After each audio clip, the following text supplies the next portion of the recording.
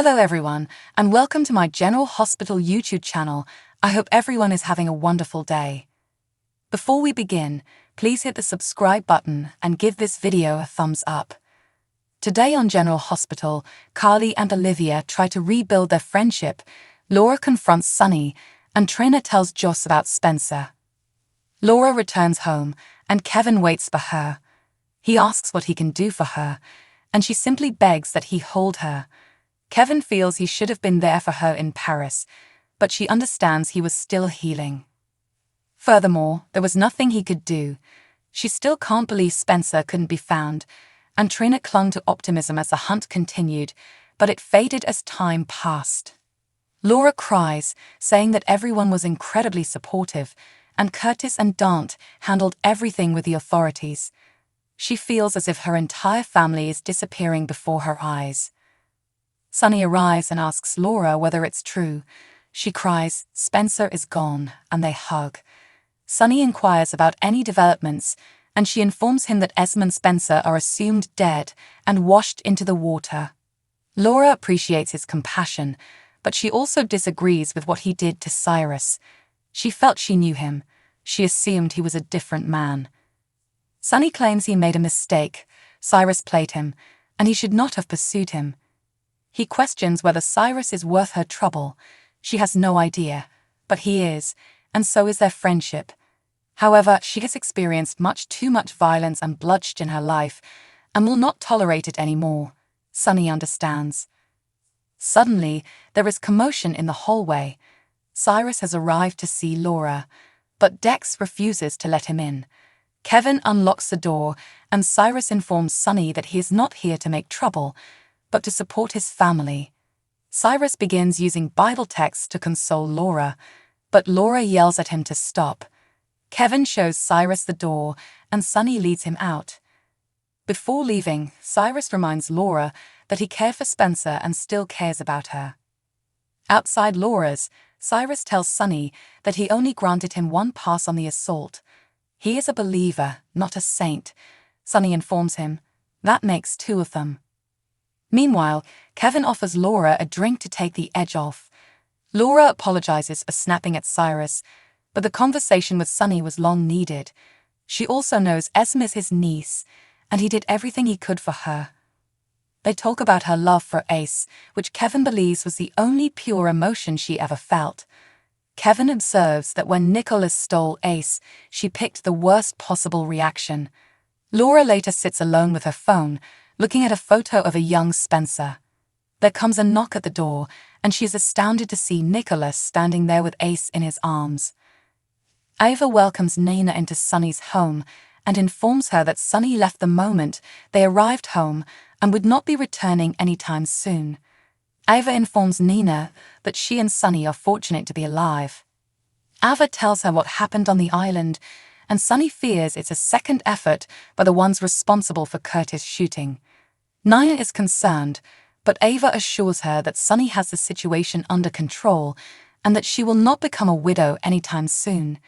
Nina is not sure if she is still married. Nina wonders if Sunny ever discusses her and their marriage. Ava claims he won't talk about it with her, but he still wears his wedding ring. Nina adds that this gives her hope. Ava hopes things work out for her and Sunny, but she might want to prepare for life without him. Nina will not accept this. She cannot lose Sunny, Willow, Wiley, or Amelia. She has already lost Crimson, and if she loses them, she will be left with nothing. Ava can't believe Drew handed Carly the magazine to run. Nina claims Drew has toughened since he was imprisoned. She appreciates Ava's reassuring words, but she knows she's been through a lot. She can't look out for Sunny as much as she'd like, so she asks Ava to vow that she and Sunny will always look out for each other. Later, Sunny returns, and Ava wonders if his departure was motivated by Spencer and Trina. Nina appears just as Sunny reveals Spencer has died. Nina knows he loved Spencer and cannot comprehend what he is going through. Sunny says he can't do it now. Nina apologizes for ruining his night and departs. Ava expresses regret that Nina is here. He claims it doesn't matter. Nothing does. Ava is very sorry for Spencer and feels she should contact Trina. She walks away, but not before placing a hand on his shoulder, for which he expresses gratitude. Carly is about to leave Bobby's when she encounters a weird stranger. He identifies himself as John and claims to have worked here when Kelly owned it.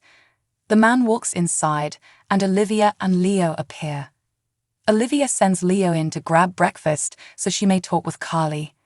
Olivia wanted to check on her after seeing the fashion item in the Gazette this morning. Carly hasn't seen it, so Olivia shows it to her. It says Drew Kane is leading with his heart, not his head, and quotes an unidentified source. Carly claims that this has Nina written all over it. Olivia hoped Nina would strive to keep the peace. Carly wonders whether it is why she kept Nina's secret. Olivia claims that by the time she discovered Drew was in prison and her accounts had been stopped, all she could do was try to mitigate the harm Nina caused. Carly points out that Nina's move hurt both her and Ned because she blamed Ned for speaking with the SEC. Olivia is aware of this, but she and Ned determined that exposing Nina would not improve the situation. Inside, John appears to be closely observing Leo as he fidgets. He approaches and tries to talk to him about the book he's reading. Leo says he can't talk to strangers, so he gives him his badge and introduces himself as Agent John of the FBI. Leo introduces himself, and they discuss Leo's book of animals. Olivia eventually notices Leo talking to the agent and goes inside to find out who his acquaintance is. She sends Leo to wash his hands, and John introduces himself, explaining that his son is also on the spectrum, and that he was merely trying to prevent Leo from becoming angry while watching her and her friend quarrel. Olivia inquires about his son, who responds that he is now an adult and lives on his own. John gets a call, excuses himself, and says, "No one moves until I arrive." Later, Olivia tells Carly that she is confident she will succeed at Crimson and Bobby's. Carly appreciates her comment.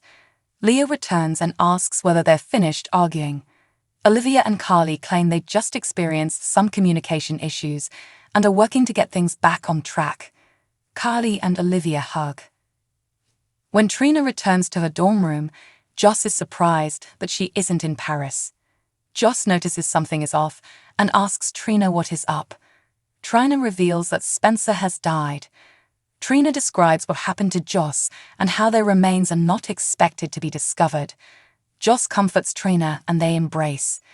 Trina wants to believe that this is similar to Greenland and Spencer is still alive, but something tells her that there will be no happy ending this time. Joss asks what she intends to do regarding Paris and school. Trina says she is planning to take a semester off and move in with her parents. Joss understands how difficult it is to lose someone you love. Trina asks about Oscar. Joss claims their losses were different, but the grief was the same. Trina can't believe it took so long for her and Spencer to be together, yet it was over in an instant. Joss feels they should tell Cam. She picks up the phone and calls him. He responds, and she informs him that she and Trina have something to tell him, and he needs to hear it from them. Anna and Jordan set up a scenario in a motel, placing firearms and other devices about the room while they wait for their target to arrive.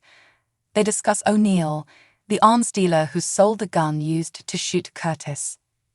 Later, O'Neill enters and pats Jordan down to ensure she is clean. She wants to make a purchase, so he takes out a sniper rifle in an untraceable case. Jordan looks at it and asks her if they have a deal. She claims they do. He adds the funds must be untraceable, and they will deliver them to his accountant in person. She mentions that everyone knows you don't move to another area when making a transaction like this, and he wonders why she is so keen to make it happen here. O'Neill takes Jordan and insists that she tell him who she is. Anna appears, gun drawn, and tells him to let Jordan go. He agrees, and they want to know who else he is supplying guns to in Port Charles. Agent John storms in with 2 other agents, demanding that Anna and Jordan surrender their weapons. Anna and Jordan gently lower their weapons, and Anna believes he is the agent in command of this inquiry. John asks, "What? Anna, don't you recognize me?" She takes a closer look and exclaims, "Jagger." Thanks for watching. If you like this video, So please don't forget to subscribe my channel and don't miss any update.